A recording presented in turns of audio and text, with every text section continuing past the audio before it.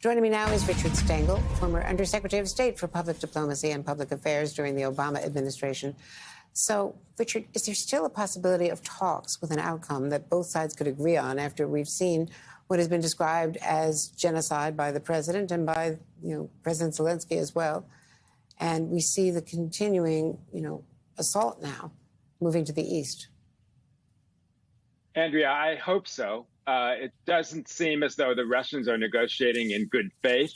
I'd say something that's a little paradoxical, which is I think that the focus now on the Donbass region by Russia, which is the focus of their efforts in Ukraine, does give some opportunity for talks because it's a discrete area.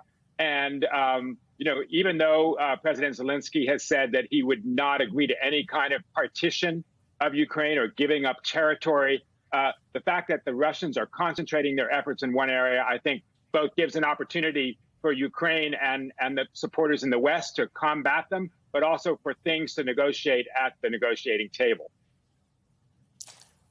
So Putin seems to be in near control of the information getting to the people of Russia.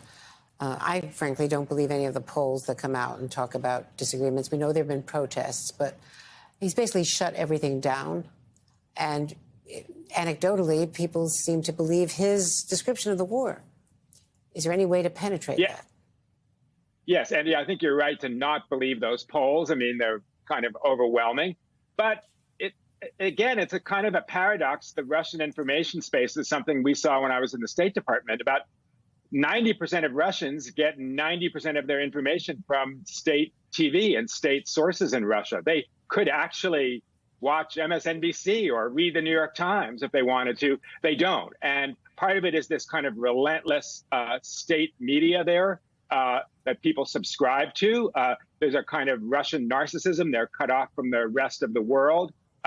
It's not like China, where there's a great wall that shuts off the internet. People can still get information in Russia, even though, as you say, over the last 5 years, and certainly since the invasion, they've really cut down on almost all independent journalism in Russia.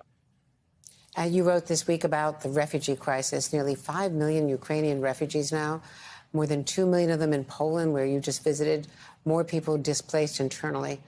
So what hope do they have of ever getting home? Yes, this is a big story, Andrea. I went with CARE, where I'm on the board, and CARE is the global humanitarian and poverty relief organization, has a big operation in Poland.